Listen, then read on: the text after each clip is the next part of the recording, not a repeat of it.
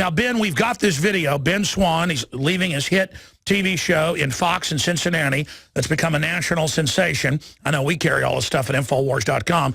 And Ben, I'm ranting here about supporting the alternative media. Talk a little bit about that, what you see happening in the media, replacing the mainstream media, and then talk about the video we're about to play.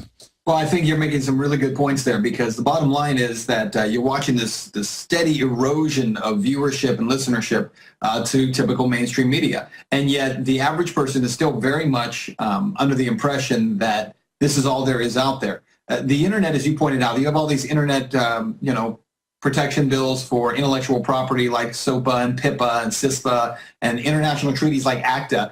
And those bills are really not designed, as you know, to do anything to actually protect intellectual property. They're designed to control information on the internet so that it creates less competition. And what we're really seeing now is that there is a phenomenon happening that mainstream media never could have seen coming even 20 years ago. And through the internet, through streaming services and all these different platforms that are now available, I mean, information is flowing to people in ways that like never before. And people are turning away from traditional media, even entertainment media, simply because they want to be able to pick and choose. And so if you're an American under the age of 40, I mean, many of them don't even have cable anymore. You have Netflix and you have Hulu, and you're going straight to those sources for even for entertainment. So what we're seeing is there's an opportunity now to say, listen, there's never been a time like this where you have opportunity and you have technology that have kind of come together at this moment. A growing liberty movement that does not have a voice in mainstream media and is growing like crazy. And we didn't really choose to be here. This has kind of been thrust upon us, but we want to do something with it. We want to be responsible with the opportunity that we have and do something that's going to change the way people view things here in America. You're right. And again, there's a window, because even CNET has to admit, and Google, that all these bills and all these treaties are meant to, quote, bring in Chinese-style net censorship, Russian-style censorship, taxes, internet IDs. It's extrajudicial, where they just ban you from the web in 3 strikes. True authoritarianism with the Pentagon running it. I mean, it's nightmares. So now is the time, folks, to appreciate things like drudgereport.com or benswann.com or infowars.com or prisonplanet.tv. Like, we're on Roku, we're on Boxy. There's hundreds of thousands of people a week just watching us on that now. Hundreds of thousands a week just watching us on the news. The radio's millions using the old media format. But see, talk radio is the only old media that's still doing okay compared to the other dinosaur media, because it's outside the old box of censored teleprompter control. It's real open freeform. So that's why talk radio is something the system also wants to censor. So it's kind of that wild card. Go ahead. That's right, because remember, it was in the late 80s, though, talk radio was all but gone. And it was when talk radio kind of was reinvented. It was the new advent of talk radio, with creating conservative voices and liberty voices that suddenly began to emerge, that talk radio made a comeback and has remained, as you said, very strong over the past number of years. But it was almost gone as a media, simply because it had become really irrelevant to the national conversation, and it became relevant again. And that's what's happened with mainstream media, is despite their best efforts, they're just irrelevant to where most people are. They spend way too much time talking about things like Lindsay Lohan and not talking about issues, as you said, about internet control or taxation or Second Amendment or First Amendment rights or drone strikes on American citizens. They won't talk about those issues, and therefore have made themselves irrelevant. Well, you're right. A few years ago, I was given the Talkers Trailblazer Award, like their first place award. I forget the exact name of it. It was on the cover of their magazine. And that's the big insider publication for talk radio. And I got there and spoke to, the main executives of talk radio. And all I said to them was, your children have no future if we don't beat the New World Order. I'm not going to get up here and tell you how I've been so successful. How have I been successful? Using every venue I could to warn people about attacks on our liberty, because I take it personal. And sure, okay, well, you already know the answer. Passion, focus, research, telling the truth, not caring what people think about me, being real. Okay, that's what'll make you successful on talk radio. You guys already all knew that. There I am in a room full of the top executives, only a couple hundred of them. And I said, you already know the answer. Now I'm going to tell you the rest of the answer. If you don't get on the ball and stand against the New World Order, they're going to take everything. They're not going to just take our guns and then not take your bank account or your pension. They're not just going to, take our liberties, when it comes to travel, and not make you take inoculations. Okay? I said, bottom line, Bottom line, you better understand what's happening. Go ahead, Ben. No, you're absolutely right. I mean, at the end of the day, media, you have to remember that this fourth estate that is the press, obviously at the time of the founding, but is now media in America, really has a responsibility. We have a job. And our job is to hold power in check. And media gave that roll up a long time ago because they really became controlled by those powers. And so they've become an entertainment function, or in some cases, a propaganda function of political parties and powers that be. And so you have this situation today where there's almost, as you're talking about, this new advent of the fourth estate, but it's because of the internet, because information is able to be passed. The mainstream media created a vacuum by becoming total repeater mouthpieces, right, to the point of the White House saying, we're not going to even have press conferences anymore. We'll just give you a press release because we've got our own system. I mean, the mainstream media is making itself obsolete. Well, they absolutely are, but I'm sure you saw that, I believe it was Vice President Biden telling CNN, or no, it wasn't, excuse me, it was, he thanked MSNBC, but a senator who thanked CNN for helping them to push this gun bill through the Senate.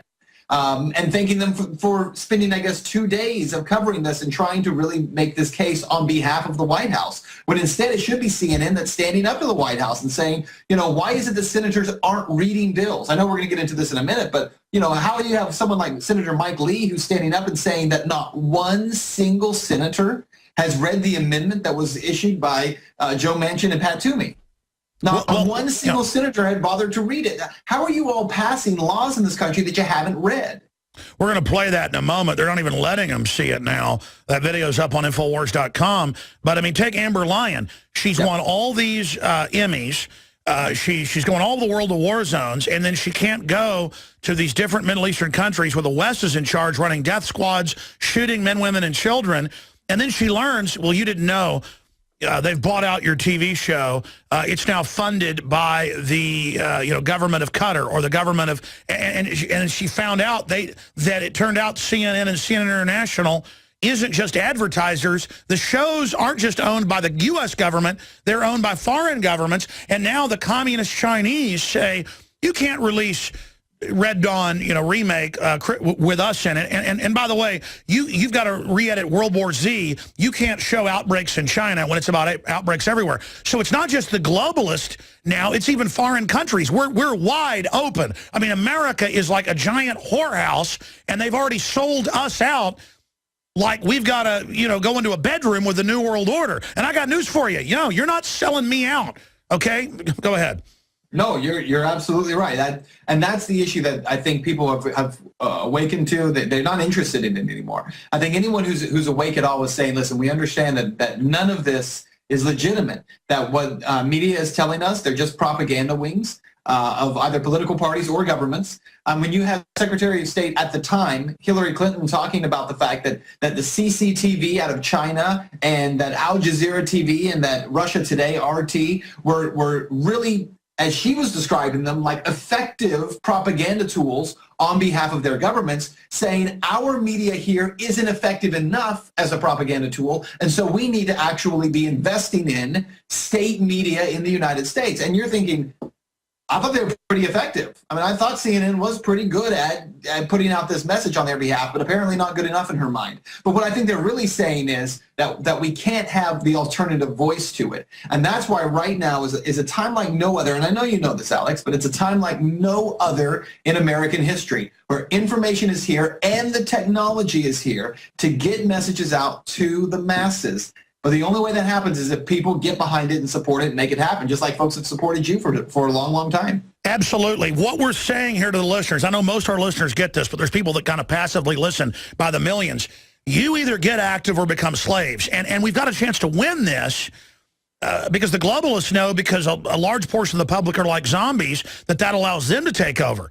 But it's almost an attribute that so many are zombies, because there's a ton of liberty lovers, more than there are globalists. We can take back over as well and build a new media to actually free the zombies.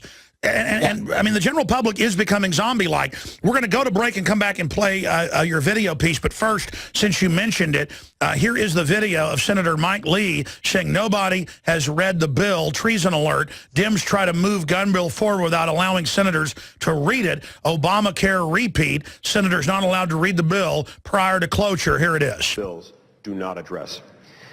You see, Mr. President, these are the rights that we're trying to protect by requiring a 60-vote threshold on any new gun control legislation. And in so doing, we're trying to prevent the ability of members to push through legislation before anyone has had time to read and evaluate the language, and then tell the American people what that language means for them, what that language would mean for their rights. Unfortunately, that is exactly what we are faced with today.